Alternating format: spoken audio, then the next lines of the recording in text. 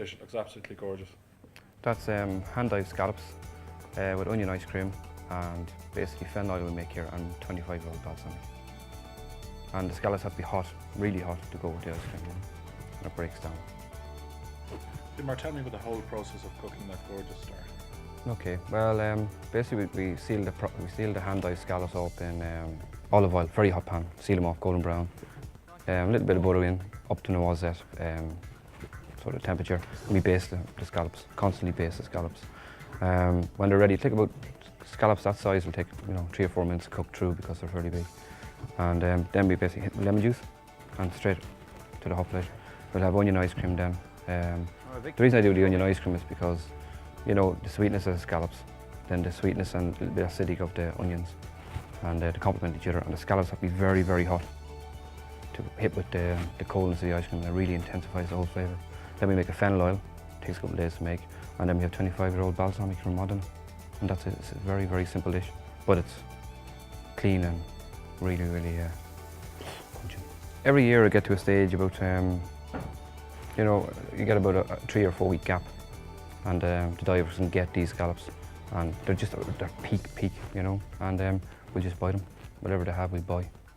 And people at home are wondering, Finbar, about the onion ice cream. How did you come up with that? Well, it was something that I was told about 10 years ago. A friend of mine worked in a big place in France, and they were talking about these ice creams at the time. And, there was Sariac, and there was, salt and vinegar ice creams and all this stuff, and the onion ice cream. So, you think about these things. It might take you 4 or 5 years or 10 years to think back about it. But yeah, we dug it up and we looked at the recipes and see what we could do. We tried it different ways and it didn't work. So the way we have it now, I won't tell anyone how we make it, but it's done and dusted and it works. Yeah, well, I was approached by Bord Bia, who are big sponsors and a big campaign going on for beef and Irish produce and Food Island and all that. And they asked me to come up with a dish. And it usually takes me 3 or 4 years to come up with certain things, But I asked him how long I'd got, and he said a month. And I said, Jesus, a month. But we worked on it, and I sketch all my dishes. And when we're coming up with, if you're like an artist, you'd be sort of, I'm not a very good sketcher, but I sketch. And the first garnish we had the scallop and or the shallots and the wild mushrooms, because I want me to use wild mushrooms from Mead. There's a guy in Mead makes it. And it's like a crown, and we filled it with the mushrooms, and it comes up like a crown. So that's, it's no rocket science, and it looks like a crown. So that was boxed off in the first 3 days. The hardest one we had is a potato and garlic foam, which I wanted to bring new and old together, and the foam with the gas and all that is modern cuisine, So we took us about 6 weeks now to nail the foam down really, and I had to send it all the way to Austria for the special siphon, and it's a thermos flask and the gas goes in and stuff. So, and then we had to mess around with the puree and stuff, So we have it, it's working. We have to try it out now for a couple of weeks before the Ryder Cup, but we've given it to select people that will come in here, and they love it. It's clean. I went down to Rathdowney and we looked at Black Angus. I've shown the butchers down there what I want. They're being killed this week for the Ryder Cup, and I want 1.7 kilo beef, fillet of beef. They each have to be specific size, so they're being done and they're going to be aged and everything for the Ryder Cup.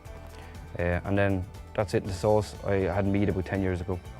I was given to me as a present and I liked it, so I thought I would try something like that with Irish, So I tasted it at home, and it's when I brought it in, we tried a few different ways of making the sauce, and we nailed the sauce down and make it like a gastric and sweet and sour sort of thing. And so we have that nailed, and when I had it finished and completed, we have 4 symbols on the plate, 4 rounds. And then when I read the back of the Mead bottle, it's the monks used to make the alcohol from honey.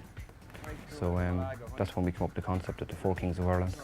And then I went to some mythology expert, and he came back with the name of the beef too for the Ryder Cup. It'll be printed on the menus, and all the players will sign and all that stuff. And it'll be sold off at charities and stuff like that. So. But there's a big worldwide marketing campaign on it, which is good to be part of. With the beef and the lambs and the fish, it would be ludicrous to buy them from anywhere else, There's no need to, it's the best. But there's certain things like the ducks and the organic chickens. The French are a bit ahead, when we use foie gras, of course. No one grows it now.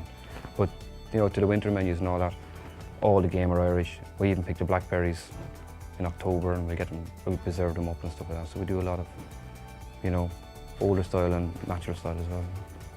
The first garnish you have is the shallot crown, as we call it. It's filled with wild mushrooms. Come from a farm in Mead, We roast the shallots, line a ring with it, and then just fill it inside with the mushrooms. And the sauce is made from the stems and all of all the mushrooms, you know. We make a cream sauce just for fluffing up on top. Then you have the beef, the Black Angus. It's well aged and stuff, under 30 months. And then you have the organic carrot from Wicklow, which has been grown specifically for the Ryder Cup for us by a farmer up there. And then the meat sauce.